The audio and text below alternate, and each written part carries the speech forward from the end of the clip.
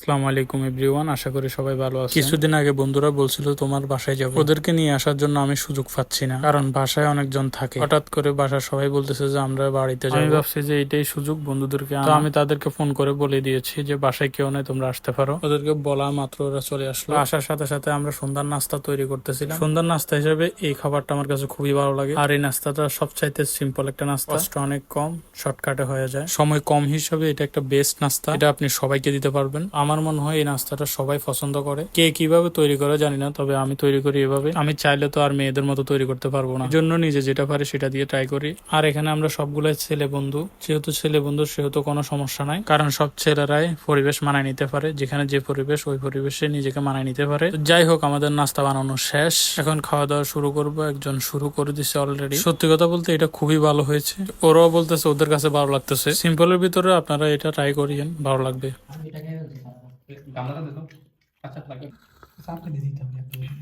তো অবশেষে আমাদের নাস্তা করা শেষ, আজকে এতটুকুই। সবাই ভালো থাকবেন।